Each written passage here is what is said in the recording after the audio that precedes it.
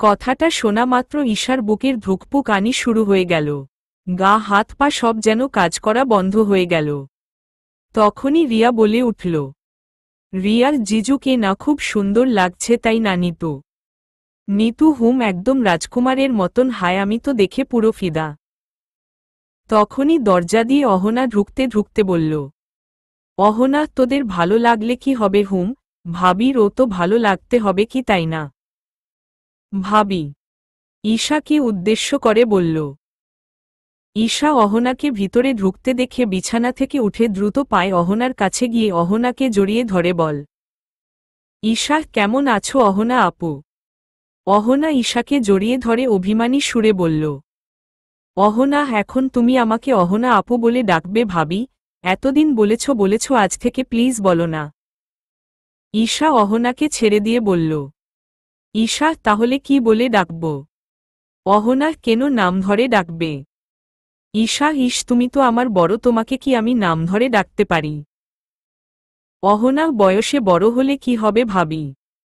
সম্পর্কে তো তোমার ছোট তাই না? আর দয়া করে আজ থেকে শান ভাইয়াকে ভাইয়া বলবে না, মাকে বড় আন্টি বলবে না, বাবাকে আঙ্কেল বলবে না। আজ থেকে তাদের মা বাবা বলবে ঠিক আছে? ঈশা ঠিক আছে। অহনা ঈশাকে আবারও বলে উঠল। অহনা ভাইয়াকে কি বলে ডাকবে জানো? ঈশা না। অহনা হো গো, শুনছ গো? অহনা এটা বলতেই সবাই মিলে হেসে উঠল। ঈশা একটা মুখ ভেঙচি কেটে বলে উঠল, ঈশা বয়েই গেছে। অহনা হাসি থামিয়ে বলল, অহনা সেটা দেখা যাবে, ওকে এখন নিচে চলো সবাই অপেক্ষা করছে। ঈশা হুম। তারপর ঈশাকে নিয়ে সবাই মিলে স্টেজে নিয়ে গেল। ঈশা যখন স্টেজের সামনে নিয়ে গেল, শান তখন তার বন্ধুদের সাথে কথা বলছিল। তখনই রুসা শানের পাশে দাঁড়িয়ে বলে উঠল, রুসা শান ঈশা। রুষার মুখ থেকে এমন কথা শুনে শান সামনের দিকে তাকাতেই হা হয়ে গেল। কারণ আজ তার ঈশা পাখিকে অন্যরকম সুন্দর লাগছে। শাড়িতে যে ঈশাকে এত সুন্দর লাগতে পারে সেটা তার জানা ছিল। শান মুগ্ধ দৃষ্টিতে তাকিয়ে রইল ঈশার দিকে। এদিকে ঈশা তো সামনে তাকানোর সাহস পাচ্ছে না। পিছন থেকে রিয়া আর নিতু তাকে বারবার বলতে লাগল সামনে তাকাতে। কিন্তু ঈশা তাকালো না। একে তো শানকে ভয় পায়, তার উপর আজ একটু লজ্জাও লাগছিল ঈশার। তাই আর সে তাকালো না। কিন্তু এদিকে আমাদের শান যেন ঈশার থেকে চোখই সরাতে পারছে না। তার বন্ধু বান্ধব এটা দেখে তাদের মধ্যে হাসাহাসি করতে লাগল। একজন তো বলেই ফেলল, তোরই বউ বন্ধু, আর কত সময় ধরে তাকিয়ে থাকবি, দেখার তো সারা জীবন সময় পাবি। কথাটা শুনে শান ঈশার থেকে চোখ সরিয়ে নিল। এরই মধ্যেই ঈশাকে শানের পাশে নিয়ে দাঁড় করানো হল। অহনা ঈশাকে শানের পাশে দাঁড় করিয়ে চলে যেতে নিলেই ঈশা অহনার হাত চেপে ধরে রইল। সেটা কারো চোখে পড়ুক না পড়ুক শান সেটা দেখেছে। শান অহনার দিকে তাকিয়ে ইশারা দিয়ে ওকে চলে যেতে বলল। অহনা ঈশার হাত ছেড়ে দিয়ে চলে গেল। ঠিক তখনই শান ঈশার বাম হাতটা চেপে ধরল।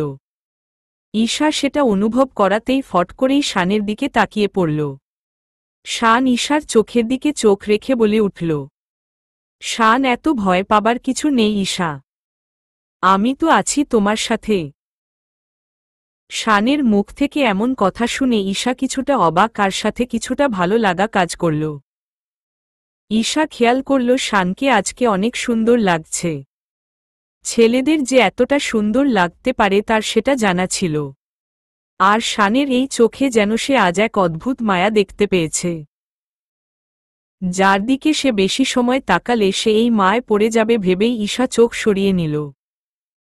ঈশা চোখ সরিয়ে নিয়ে ভাবতে লাগল উনার চোখে এত মায়া কেন আজ? কি চাই উনি আমার থেকে? এমনিতে এই লোকটা সবসময় রাগ দেখিয়ে বেড়ায় আমার সাথে। আজ হঠাৎ হাত ধরলেন, এভাবে তাকালেন কেন? উনার উদ্দেশ্য কি? অবশেষে ঈশা আর শানের বিয়েটা সুন্দরভাবে হয়ে গেল। বিদায়ের বেলায় ঈশা তার মা বাবাকে জড়িয়ে প্রচুর কান্নাকাটি শুরু করে দিয়েছিল। সাথে ইমার মা বাবাও ঈশাকে ধরে কান্নাকাটি করতে লাগল। এক মায় মেয়েকে বিদায় দিতে ঈশার মা বাবার বুক ফেটে যাচ্ছে। ঈশার সাথে রিয়া, নিতু, অহনা, ওরাও প্রচুর কান্নাকাটি শুরু করে দিয়েছে। আর জিসানকে তো কেউ ঈশার বিদায়ের সময় পাওয়া গেল না। ঈশা যাবার আগে জিসানকে খুঁজেছিল কিন্তু পেল না। সবাই জিসানের ফোন করল কিন্তু ফোনটা বন্ধ আসছিল। ঈশা বুঝতে পারল তার ভাইয়া তাকে এভাবে চলে যেতে দেখতে পারবে না, তাই লুকিয়ে আছে। আসলে ভাইবোনের সম্পর্কে এমনই হয়, যখন আমরা একসাথে থাকি তখন ঝগড়া মারামারি করতে থাকে, কিন্তু কেউ কারো থেকে একটু দূরে চলে যাওয়াটা মেনে নিতে পারি না। ঈশাকে গাড়িতে বসিয়ে দেওয়া হলো। তারপর শান গিয়ে তার পাশে বসল। গাড়ি চলতে আরম্ভ করল। ঈশা এখনো কান্না করতে লাগল। ঈশাকে এভাবে কান্না করতে দেখে শানের বুকের ভিতরটা ফেটে যাচ্ছিল। শান ঈশাকে টেনে নিজের কাছে নিয়ে ঈশার চোখের জল মুছিয়ে দিতে লাগল। ঈশা তবুও কান্না থামাল না, ফুপিয়ে ফুপিয়ে কান্না করতে লাগল। শান ঈশাকে জড়িয়ে ধরে মাথায় হাত বুলিয়ে দিতে লাগল। ঈশা কান্না করতে করতে হঠাৎ করে সে বুঝতে পারল শান তাকে জড়িয়ে আছে। ঈশা এর আগে কখনো শানকে জড়িয়ে ধরেনি। ঈশার কেমন যেন অদ্ভুত অনুভূতি হতে লাগল। সে ঈশানের বুক থেকে সরে আসতে চাইলে শান তাকে আরও বুকের সাথে মিশিয়ে নিয়ে বলল, শান ঈশা পাখি, প্লিজ তুমি আমার বুকে থাকো, আমি সারা জীবন তোমাকে আমার এই বুকে রাখতে চাই। ঈশা শানের মুখ থেকে এমন কথা শুনে কিছু বলল না, চুপ হয়ে গেল। কারণ সে জানে যদি সে তাকে ছাড়ানোর জন্য বলো তাহলে যদি শান রেগে যায়। তাই আর জোর করল না। গাড়িটা শানের বাড়ির সামনে গিয়ে দাঁড়াল। শানের মা নতুন বউকে মিষ্টি মুখ করিয়ে বাড়িতে ঢুকাল। ঈশানে নিয়ে অহনা সোজা শানের রুমে নিয়ে গেল। রুমের দরজা খুলতেই একটা চেনা ফুলের গন্ধ ঈশার নাকে আসো। অহনা রুমের লাইট অন করতেই ঈশার সামনে তাকাতেই পুরো অবাক হয়ে গেল, কারণ পুরো ঘর ঈশার পছন্দের ফুল রজনীগন্ধা দিয়ে সাজানো হয়েছে।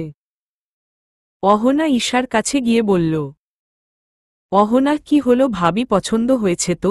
ভাইয়া শুধু মায় তোমার জন্য তোমার পছন্দের ফুল দিয়ে রুমটা সাজিয়েছে। অহনা আপুর থুককু। অহনার মুখ থেকে এমন কথা শুনে আমার কেন জানি না খুব ভালো লাগল। উনি শুধু মায় আমার জন্য আমার পছন্দের ফুল দিয়ে সাজিয়েছে। আমি এসব ভাবছিলাম তখনই অহনা আমাকে বলল, অহনা ভাবি চলো তুমি গিয়ে বিছানায় বসো, ভাইয়া এখনই চলে আসবে। এই বলে অহনা আমাকে বসিয়ে দিয়ে চলে গেল। আমি বিছানায় বসে উনার জন্য অপেক্ষা করতে লাগলাম। আমার কেন জানি না খুব ভয় কাজ করছিল। এই প্রথম উনার সাথে একই রুমে, তার উপর উনি যে রাগী। এমন রাগী মানুষের সাথে কি আমি থাকতে পারব? ঠিক তখনই দরজা খোলার আওয়াজ পেলাম। সামনে তাকাতেই দেখলাম উনি এসেছেন। উনি ভিতরে ঢুকে দরজাটা আটকে দিলেন। উনাকে দেখতেই আমি আমার শাড়িটা খামটে ধরলাম। উনি ধীর পায়ে আমার কাছে আসতে লাগলেন। আমি উনাকে এভাবে আসতে দেখে উঠে দাঁড়ালাম। উনি আমার সামনে এগিয়ে এসে বললেন, শান ফ্রেশ হয়ে চেঞ্জ করে নেও। উনার মুখ থেকে আমি এমন কথা শুনে আমি উনার দিকে অবাক দৃষ্টিতে তাকালাম। সেটা দেখে উনি আবারও বলে উঠলেন, শান কি হলো, যাও। আমি উনাকে পাশ কাটিয়ে ওয়াশরুমের দিকে যেতে নিলে উনি আবার বলে উঠলেন, শান মুখটা একটু ভালো করে ধুও। এটা বলেই শান একটু মুচকি হাসল। উনার কথাটা যেন আমার কেমন লাগলো, তবুও কিছু না ভেবে ব্যাগ থেকে একটা নীল কালারের শাড়ি নিয়ে ওয়াশরুম ঢুকে গেলাম। ওয়াশরুমে ঢুকে জামাকাপড় রেখে বেসিনের দিকে গিয়ে বেসিনের আয়নার দিকে তাকাতেই দেখলাম আমার পুরো চোখে কাজল লেগে আছে। আমাকে ভীষণ বাজে লাগছে দেখতে। আমি দ্রুত কল ছেড়ে চোখ মুখ ধুতে লাগলাম। আর ভাবতে লাগলাম আমি এত সময় এভাবে সবার সামনে ঘুরেছি, সেটা ভেবেই লজ্জা লাগছিল। কোনো রকম হাত মুখ ধুয়ে চোখের কাজল পরিষ্কার রুমে ঢুকলাম। ঢুকতেই দেখলাম উনি দাঁড়িয়ে আছে আমার দিকে তাকিয়ে। আমি একটা ঢোক গিলে উনার থেকে চোখ সরিয়ে ড্রেসিং টেবিলের উপর গহনাগুলো রেখে ঘুরে দাঁড়াতেই আমি একটা ঢোক গিলে উনার থেকে চোখ সরিয়ে ড্রেসিং টেবিলের উপর গহনাগুলো রেখে ঘুরে দাঁড়াতেই এদিকে অহনা তার রুমে এসে জিসানকে বারবার কল করে যাচ্ছে। ফোনটা বেজে যাচ্ছে কিন্তু জিসান ধরছে না। অহনার এবার চিন্তা হতে লাগল, কারণ ঈশার বিদায়ের সময় জিসান বাড়িতে ছিল না। সারা রাস্তা অহনা জিসানকে ফোন করেছে কিন্তু ফোনটা বারবার বন্ধ বলছিল। এখন ফোনটা খোলা তবুও ফোন ধরছে না। অহনা এসব ভাবতে ভাবতে ফোনটা বিছানায় রেখে ওয়াশরুমের দিকে পা বাড়াল। ওয়াশরুম থেকে ফ্রেশ হয়ে বেরিয়ে অহনা আবার জিসানের ফোনে কল করল। 2টা রিং বাজতেই ওপাশ থেকে জিসান, হ্যালো। জিসানের গলার আওয়াজ পেয়ে অহনা যেন দেহে প্রাণ ফিরে পেল। তারপর বলে উঠল, অহনা, হ্যালো জিসান, কোথায় ছিলে তুমি এত সময়? কত সময় ধরে আমি তোমার ফোনে কল করে যাচ্ছি, তুমি কেন ধরছিলা না? জিসান একটু ভারী গলায় বলল। জিসান এমনি। অহনা কিছুটা রেগে বলল। অহনা, এমনি মানে কি জিসান? তুমি জানো তোমাকে যখন ফোনে পাচ্ছিলাম না তখন আমার অবস্থা কি হয়েছিল? জিসান শান্ত কণ্ঠে। অহনা, তুমি জানো ভাবি তোমাকে একবার দেখার জন্য কত সময় দাঁড়িয়েছিল, তোমাকে না দেখে সে যেতে চাইনি। কিন্তু তোমাকে তো কোথাও পাওয়া গেল না, কোথায় গিয়েছিলে তুমি? জিসান এবার কান্না করে দিল। অহনা ফোনের মধ্যে জিসানের কান্নার আওয়াজ পেল। সে ভাবতে পারছে না জিসান কান্না করছে। অহনা অস্থির হয়ে জিসানকে বলে উঠল, অহনা, তুমি কি কান্না করছো জিসান? জিসান। জিসান অহনার কথার জবাব দিল না, শুধু কান্না করে যাচ্ছে। জিসানের কান্নার আওয়াজটা অহনার একদম বুকে গিয়ে লাগল। কারণ প্রিয় মানুষের কান্না কেউ সইতে পারে না। জিসান কান্না জড়িত গলায় বলল, জিসান, তুমি জানো অহনা, আমার বুকটা খালি হয়ে গেল আজ। আমার কলিজার টুকরো বোনটা আজ এ বাড়ি থেকে চলে গেল। আমি ওর বিদায়ের সময় কেন ছিলাম না জানো? আমি ওকে নিজের হাতে বিদায় দিতাম কি করে বলো? বলেই আবার কান্না করে দিল। অহনা জিসানের মুখ থেকে এমন কথা শুনে নিজের কান্না আটকে রাখতে পারল না, সেও কান্না করল কিন্তু শব্দ ছাড়া, যাতে জিসান বুঝতে না পারে। জিসান আবারও বলে উঠল, জিসান, তুমি জানো অহনা, মা বাবা যখন প্রথম ওকে বাড়িতে নিয়ে আসে সেদিন সবার থেকে আমি খুশি হয়েছিলাম। খুশি হয়ে আমি ওকে আমার কোলে তুলে নিয়েছিলাম। আমার সেই ছোট বোনটা দেখতে দেখতে এত বড় হয়ে গেছে। আর আজ তার বিয়ে হয়ে গেল। অহনা জিসানকে শান্ত করতে বলে উঠল। অহনা, জিসান প্লিজ একটু শান্ত হও। এভাবে কান্না করছো কেন? সব মেয়েদেরই বাপের বাড়ি ছেড়ে শ্বশুর বাড়িতে যেতে হয়, এটাই স্বাভাবিক। আমারও যখন বিয়ে হবে তোমার সাথে তখন আমি ওই বাড়ি ছেড়ে তোমার বাড়িতে চলে যাব। আর ভাবি কি এখানে একেবারে চলে এসেছে নাকি? মাঝে মাঝে তো ও বাড়িতেও যাবে। তুমি প্লিজ কান্না করো না। জিসান, জানি অহনা, কিন্তু মন তো মানে না। অহনা, মানাতে হবে জিসান। আচ্ছা শোন না, খেয়েছো কিছু? সারাদিন তো কিছুই খাওনি। জিসান, তুমি কি করে জানলে আমি সারাদিন কিছু খাইনি? অহনা, জানি আমি। তুমি এখন আর কান্না না করে যাও, খেয়ে নেও, আর ঈশা ভাবির জন্য চিন্তা করো না, আমি আছি। জিসান অহনা, বাই। জিসান, বাই। ওদিকে ঈশা ঘুরে দাঁড়াতেই শানকে তার সামনে দেখতে পেল। হঠাৎ এমনভাবে শানকে তার সামনে দেখে ঈশা কিছুটা ভয় পেয়ে কেঁপে উঠল। শান সেটা দেখে ভ্রু কুঁচকে ঈশার দিকে তাকিয়ে বলে উঠল, শান, আমি সামনে এলেই তুমি এমন কাঁপতে থাকো কেন? ঈশা সেটা শুনে শানের দিকে না তাকিয়ে নরম সুরে বলে উঠল, ঈশা, আসলে ভাইয়া না, মানে আপনি হঠাৎ এভাবে সামনে চলে এলেন তাই আমি। শান আর কিছু না বলেই ঈশাকে ধরে ড্রেসিং টেবিলের আয়নার দিকে ঘুরিয়ে দিল। ঈশা শানের এমন কাজে হতভম্ব হয়ে গেল। আমি বুঝতে পারলাম না উনি হঠাৎ করে আমাকে আয়নার সামনে ঘুরালেন কেন। আমি কিছু বলতে যাব তার আগেই উনি আমার কানের কাছে নিজের মুখ নিয়ে এসে নরম সুরে বললেন, শান, শুনেছি বিয়ের পর নাকি বউকে বাসর ঘরে কিছু উপহার দিতে হয়। বলেই উনি উনার পকেট থেকে একটা সোনার চেইন বের করে আমার গলায় পরিয়ে দিতে গেলেই আমি বলে উঠলাম, ঈশা, আপনার পোড়ানোর দরকার নেই, আমি পরছি, দিন আমার কাছে। আমার বলা কথাটা হয়তো উনার পছন্দ হলো না, তাই উনি বলে উঠলেন, শান ঈশা প্লিজ আজ অন্তত তুমি আমাকে রাগিয়ে দিও না। আমি পড়িয়ে দিলে কি কোনো সমস্যা আছে? ঈশা না মনে। শান চুপ, কোনো কথা বলো না। এই বলে উনি কাঁধ থেকে আমার চুল সরিয়ে দিলেন। উনার হাতের স্পর্শ পেয়ে আমি কেঁপে উঠলাম, সঙ্গে সঙ্গে আমার চোখ আপনা আপনি বন্ধ হয়ে গেল। উনি কখন আমাকে চেইনটা পরিয়ে দিলেন আমি বুঝতেই পারলাম না। হঠাৎ করে উনি আমাকে কোলে তুলে নিলেন। আমি সেটা বুঝতে পেরে চোখ খুলে তাকাতেই দেখলাম উনি আমার দিকে তাকিয়ে আছে। আমি সেটা দেখে উনার থেকে চোখ সরিয়ে নিয়ে বললাম, ঈশা কি করছেন? উনি আমাকে বিছানার কাছে নিয়ে শুয়ে দিলেন আর বললেন, শান অনেক রাত হয়েছে, ঈশা ঘুমিয়ে পড়ো, কাল আবার তাড়াতাড়ি উঠতে হবে। এই বলে শান ঈশাকে শুয়ে দিয়ে লাইট অফ করে ঈশার পাশে গিয়ে শুয়ে পড়ল। ঈশার কাছে আজ সত্যই শানের ব্যবহারগুলো ভাবাচ্ছে। কারণ শান আগে ঈশার সাথে এমনভাবে কথাই বলেনি। শানের এমন ব্যবহারে ঈশার মধ্যে যে ভয়টা কাজ করত সেটা কেটে যেতে লাগল। ঈশা ভাবতে লাগল, লোকটা কি সত্যই বদলে গেছে নাকি? কখনো তো আমার সাথে এমন ব্যবহার করেনি। সবাই বলে বাসর রাতের পর নাকি সব মেয়েদের জীবন বদলে যায়। তারা নাকি নতুন জীবন শুরু করে, তাহলে কি এটাই আমার নতুন জীবনে পা রাখার শুরু? যদি এটাই হয় তাহলে আমি চাই বদলে যেতে। ভেবেই ঈশার একটা মুচকি হাসি দিল। সকালে, আজ কেন জানি না খুব সকাল সকালই আমার ঘুমটা ভেঙে গেল।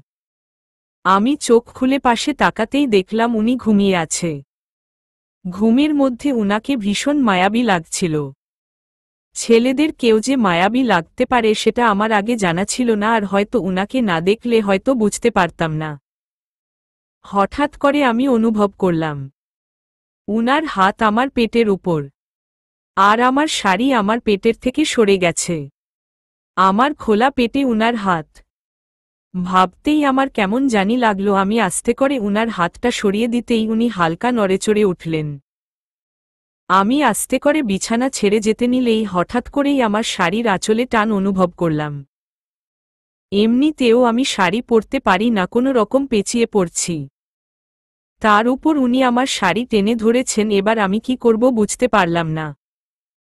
একবার ভাবলাম উনাকে ডাক দিব, তারপর ভাবলাম থাক, ডাকার দরকার নেই। ঘুম থেকে উঠালে উনি যদি রাগ করে। তাই আমি বিছানার উপর বসে রইলাম। অনেক সময় বসে থাকার পর হঠাৎ করেই রুমের দরজায় নাক পড়ল। আমি উঠে যেতে নিলেই আবার শাড়ি আঁচলে টান পড়ল। এবার একটু জোরেই টান পড়ল, যার কারণে উনার ঘুমটা ভেঙে গেল। আমি সেখানেই দাঁড়িয়ে পড়লাম। উনি আধো আধো চোখ খুলে আমার দিকে তাকালেন। আর এদিকে আমি উনাকে তাকাতে দেখে লজ্জায় পড়ে গেলাম, কারণ আমার শাড়িটা পেরায় খুলে যায়। আমি কোনো রকম শাড়ি টান দিয়ে উনার কাছ থেকে ছাড়িয়ে দৌড়ে ওয়াশরুম ঢুকে গেলাম। শান ঈশাকে এভাবে যেতে দেখে অবাক হয়ে তাকিয়ে রইলেন। আর ভাবতে লাগলো, ও এভাবে দৌড়ে গেল কেন? আমি তো ওকে কিছুই বলিনি। তখনই শান শুনতে পেল তাদের রুমের দরজায় কেউ নক করছে। শান দ্রুত পায়ে গিয়ে দরজা খুলে দিল। দরজা খুলতেই দেখল অহনা দাঁড়ান। আমি ওয়াশরুমে ঢুকে ভাবলাম গোসল করব নাকি করব না।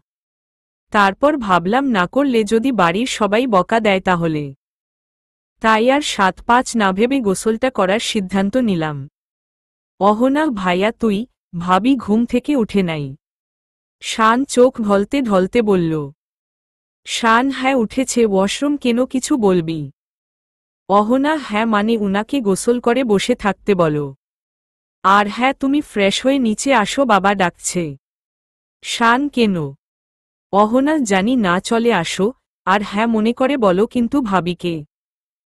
শান, ঠিক আছে যা তুই। অহনা, যাচ্ছি বাবা, এত বলার কি আছে। গোসল করার পর এবার পড়লাম মহা বিপদে। আমি তো শাড়ি টাড়ি কিছুই আনি নাই। ভেবেই নিজের মাথায় নিজেই কয়েকটা হাত দিয়ে গাঁটটা মারলাম। ভাবলাম এখন কি করব আমি? এ অবস্থায় বাহিরে কি করে যাব? একবার ভাবলাম অহনাকে ডাকব।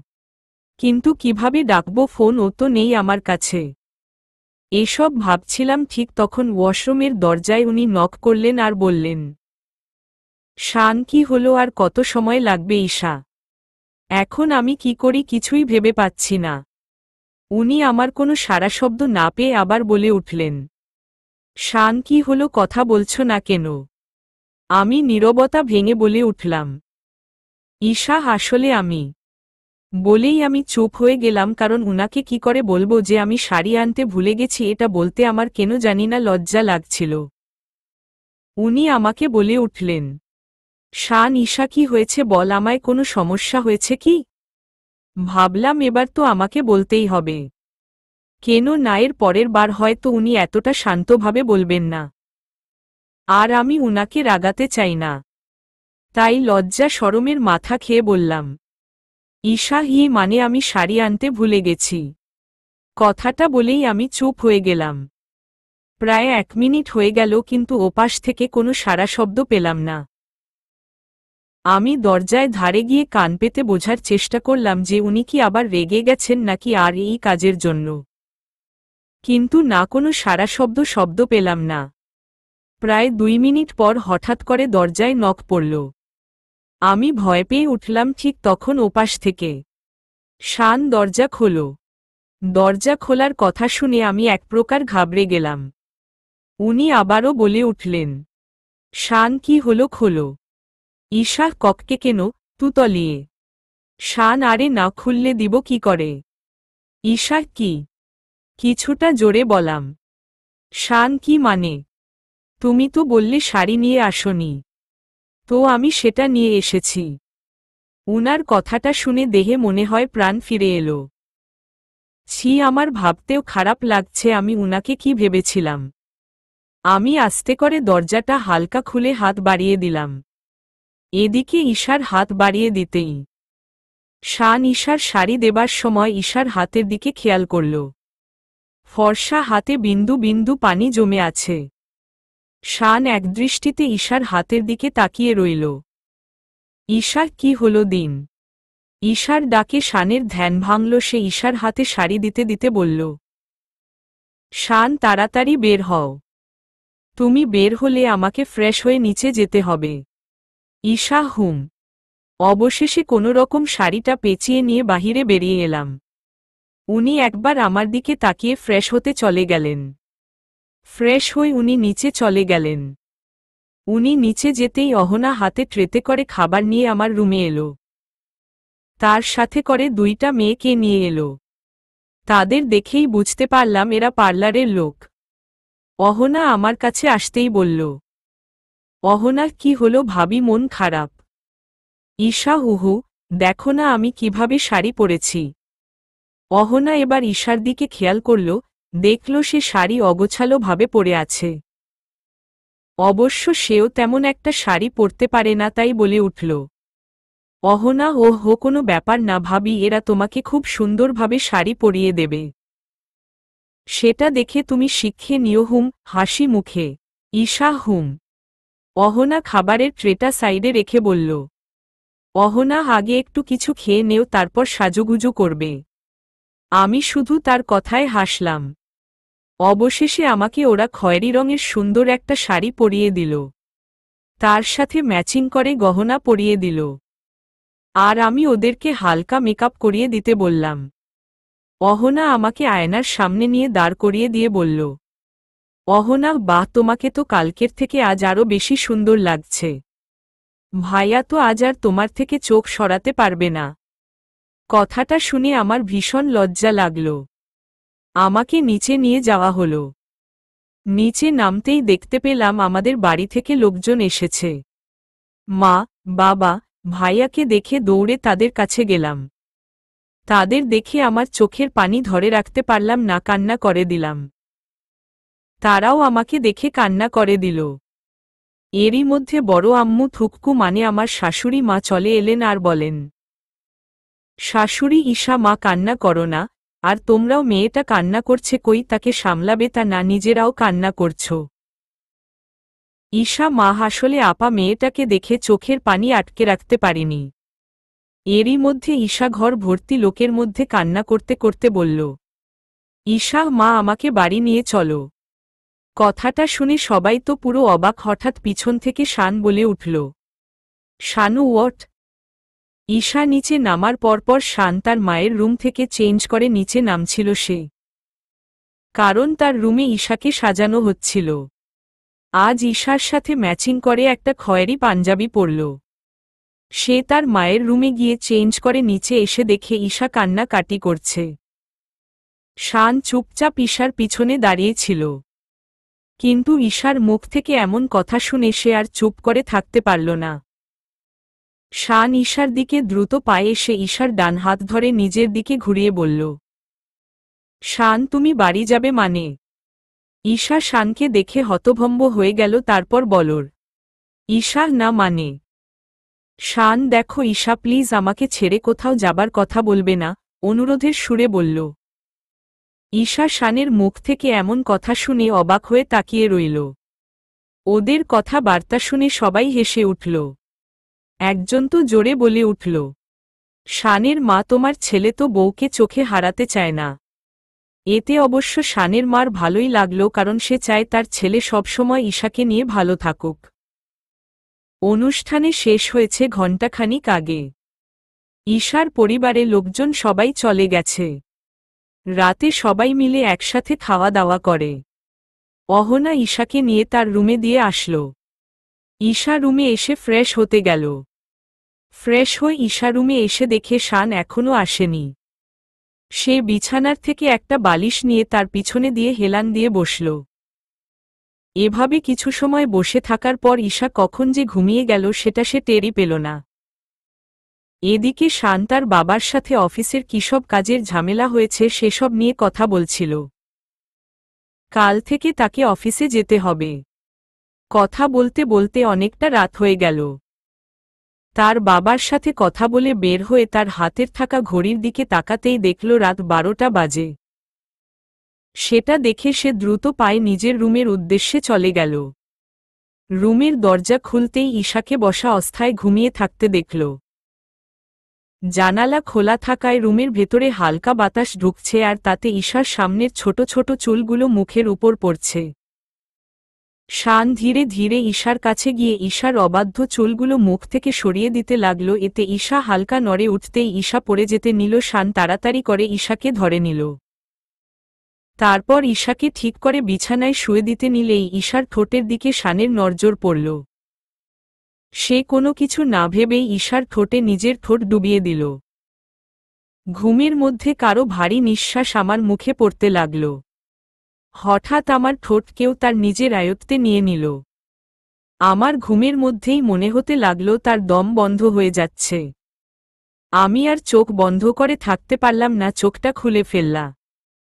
খুলেই দেখা উনাক। আমার গায়ের যত শক্তি আছে সব শক্তি দিয়ে উনাকে ধাক্কা মারলাম।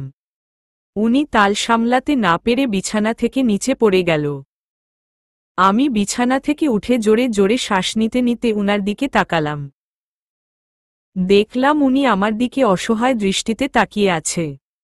আমি বলে উঠলাম, ঈশা, কি করছেন আপনি এসব?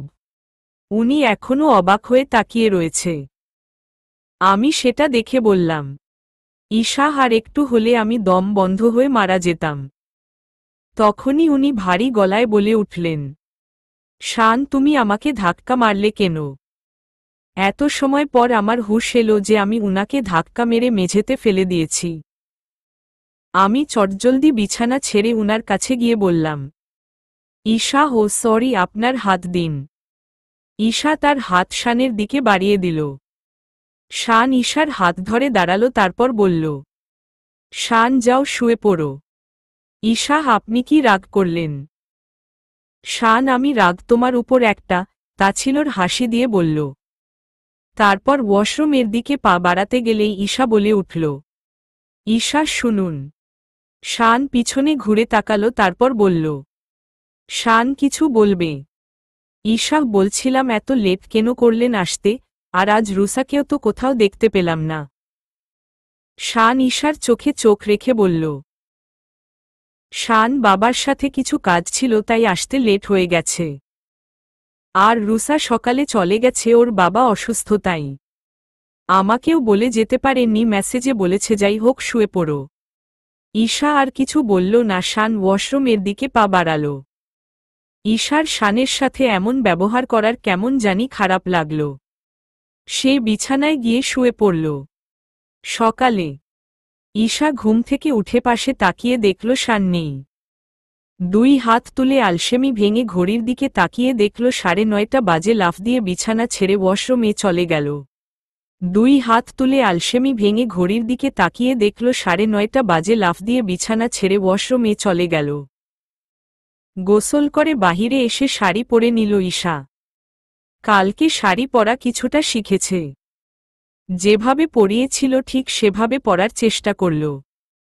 তবে তারা যেভাবে সুন্দর করে শাড়ি পরিয়ে দিয়েছিল সেরকম হয়নি, যা হয়েছে সেভাবেই পরে নিচে চলে গেল। নিচে গিয়ে কাউকে দেখতে পেল না ঈশা।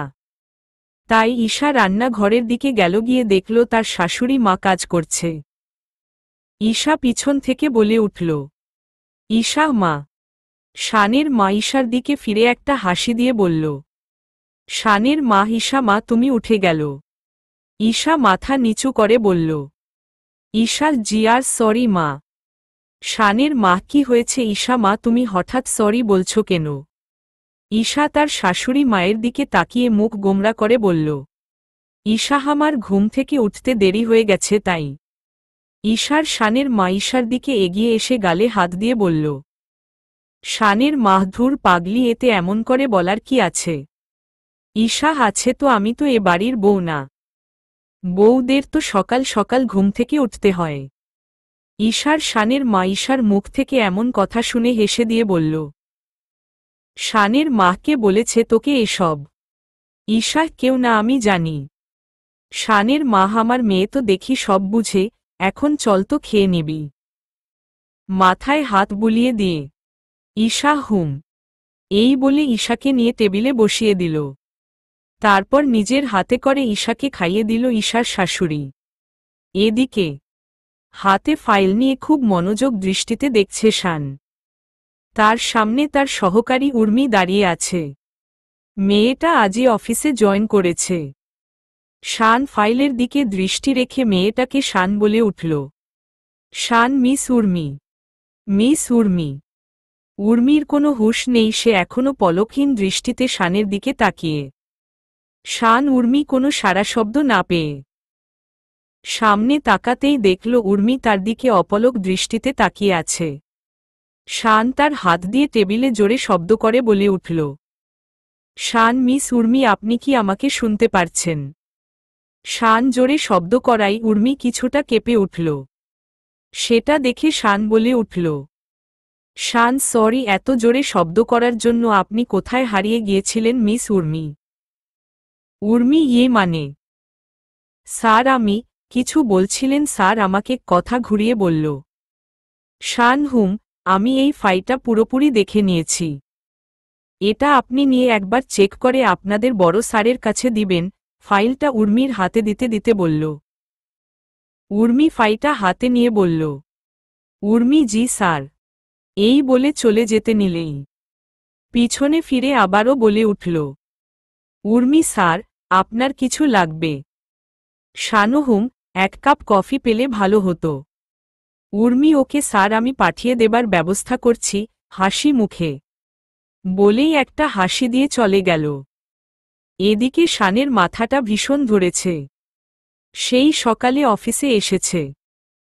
এত সময় কাজে খুব ব্যস্ত ছিল। চেয়ারে গা এলিয়ে দিয়ে চোখ বন্ধ করতেই ঈশার কথা মনে পড়ল শানের। শান চট করে চোখ খুলে টেবিলের এক সাইডে থাকা ফোনটা হাতে নিয়ে ঈশাকে ফোন করতে গেলেই শানের খেয়াল হল ঈশার কাছে তো ফোন নেই। ঠিক তখনই উর্মি শানের কেবিনে দরজার সামনে দাঁড়িয়ে বলে উঠল, Urmi may I coming sir? Shan দরজার দিকে না তাকিয়ে বলে উঠল, শান ইয়েস কামিং। উর্মি হাতে করে 1 কাপ কফি নিয়ে ভিতরে ঢুকলেন। কফির মগটা শানের দিকে এগিয়ে বললেন, উর্মি স্যার আপনার কফি। শান ফোনের দিকে মনোযোগ দিতে দিতে বলল, শান রেখে যাও। উর্মি কফিটা রাখতেই শান কি যেন মনে হলো, সে চেয়ার ছেড়ে উঠে দাঁড়িয়ে উর্মির দিকে তাকিয়ে বলল, শান, আমি লাঞ্চ করতে বাড়ি যাচ্ছি। তোমাদের বড় স্যার আমার কথা জিজ্ঞেস করলে বলে দিও আমি বাড়িতে গিয়েছি। ওকে? Urmi, okay sir. শান এই বলে বেরিয়ে গেল তার কেবিন থেকে। উর্মি শানের যাওয়ার দিকে কিছু সময় তাকিয়ে তারপর কফির মগটি হাতে নিয়ে বলল, উর্মি, নিজের হাতে কফি করে আনলাম স্যার, সেটা না খেয়ে চলে গেলেন, মন খারাপ করে। ওদিকে ঈশা বসে বসে টিভি দেখছে, কারণ অহনা বাড়িতে নেই, কলেজে গেছে। বাড়িতে আজ ঈশা, তার শাশুড়ি মা আর একটা কাজের মেয়ে ছাড়া কেউ নেই। এদিকে তার শাশুড়ি মা তাকে রান্নাঘরে যেতে বারণ করেছে নতুন বউ বলে।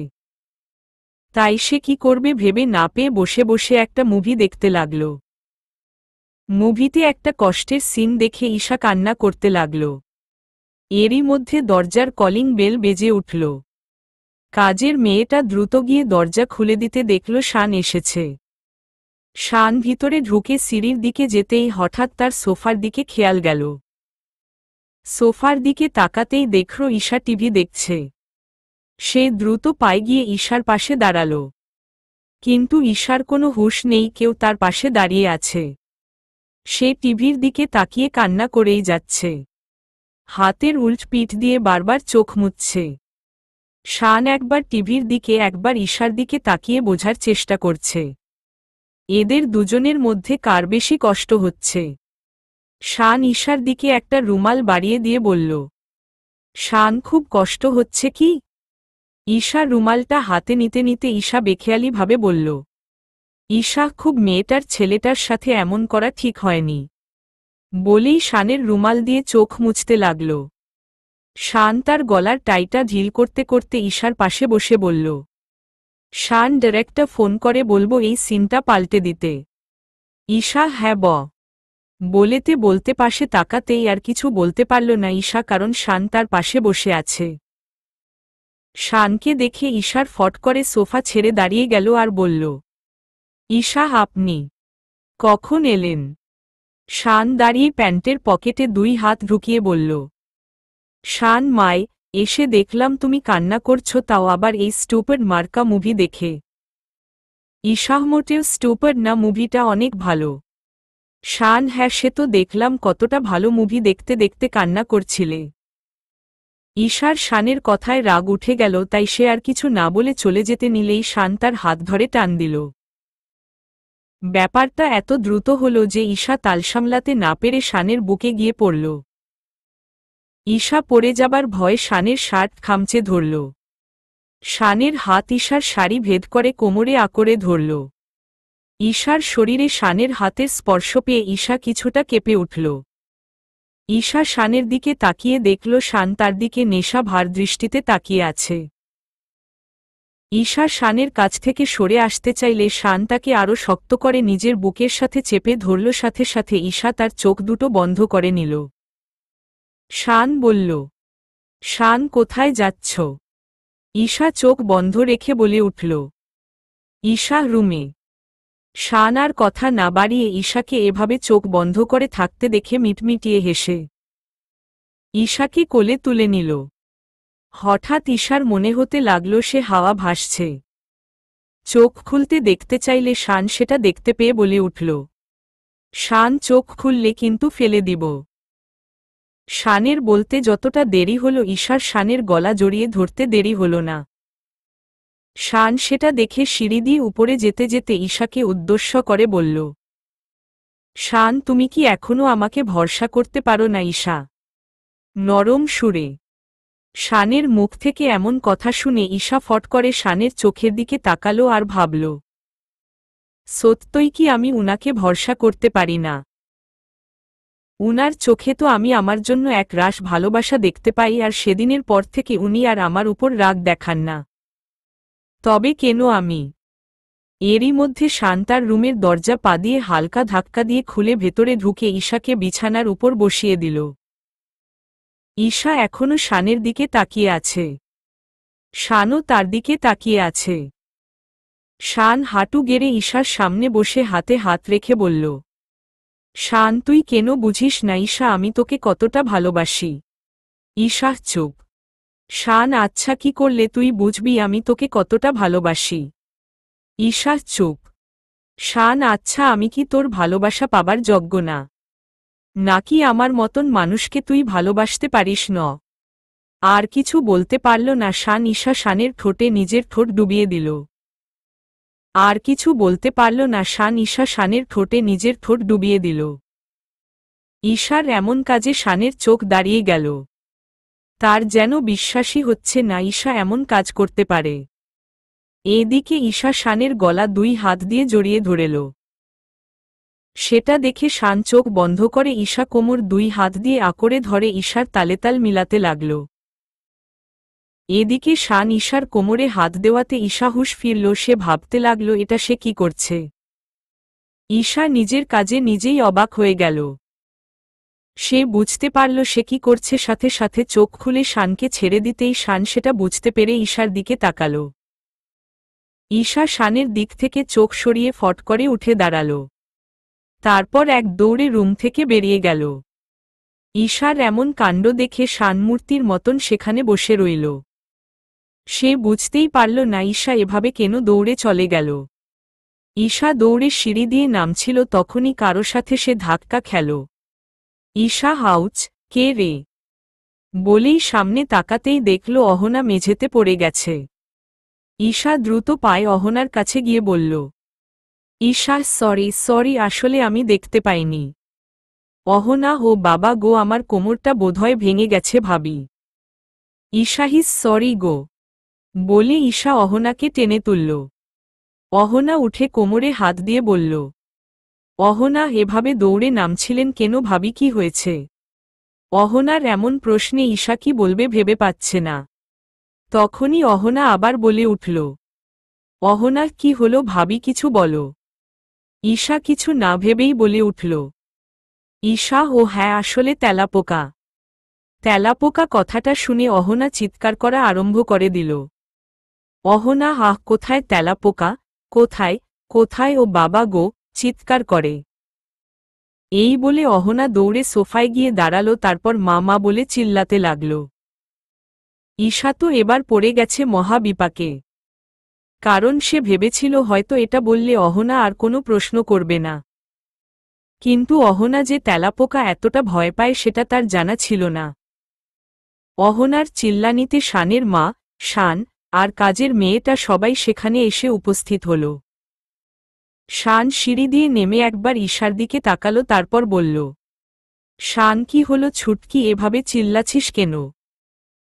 আমি উনার গলা পেয়ে কিছুটা কেঁপে উঠলাম। এরই মধ্যে আমার শাশুড়ি মাও বলে উঠল, শানের মা কি হয়েছে এভাবে সোফায় উঠে দাঁড়িয়েছিস কেন অহনা আর এত চেঁচামেচি করছিস কেন? কাজের মেয়ে খালাম্মা আফা মনে হয় ভয় পাইছে দেহেন উনার মুখ খানা কেমনে হুগাই গেছে।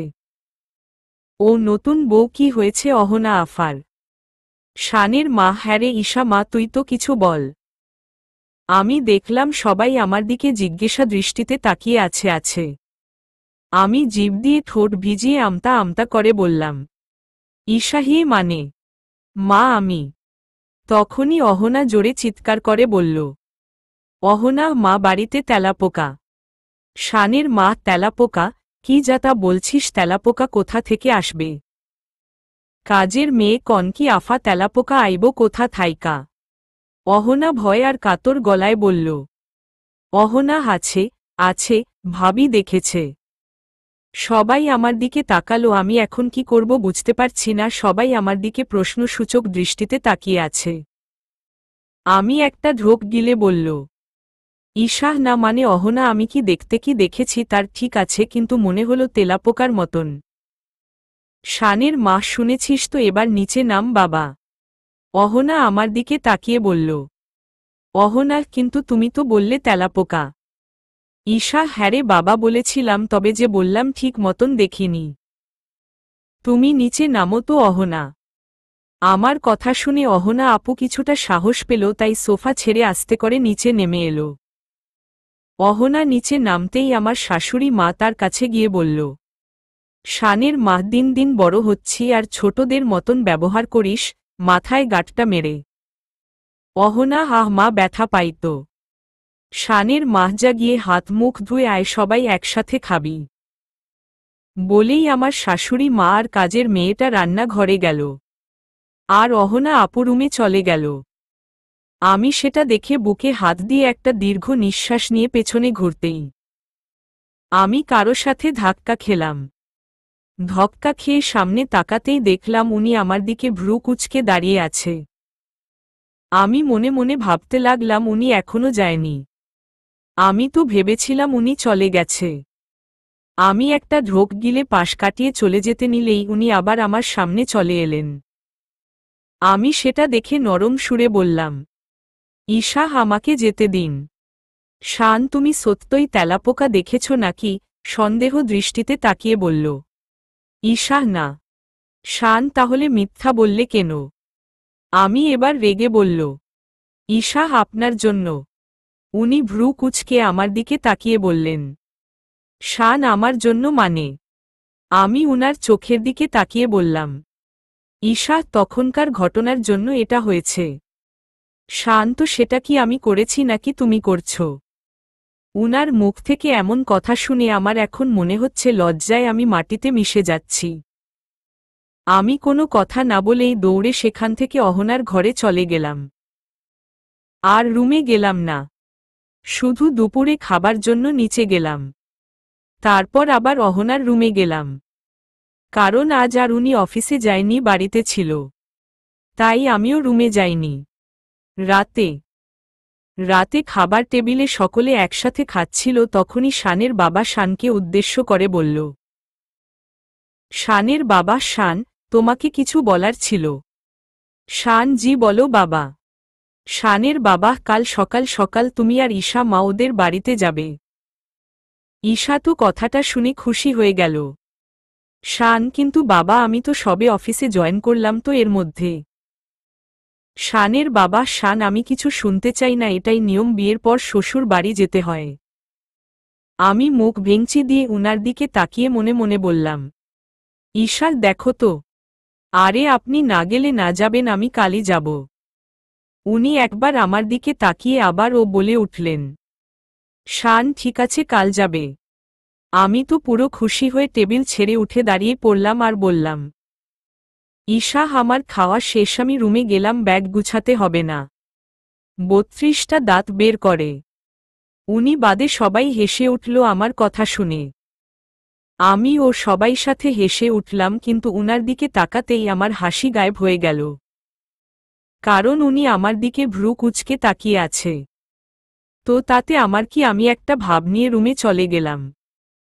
রুমে গিয়ে আমি গান গুনগুনিয়ে ব্যাগ গোছাচ্ছিলাম, ঠিক তখনই পিছন থেকে উনি ভারী গলায় বললেন, শান খুব খুশি না বাড়ি যাবার কথা শুনে? চলবে।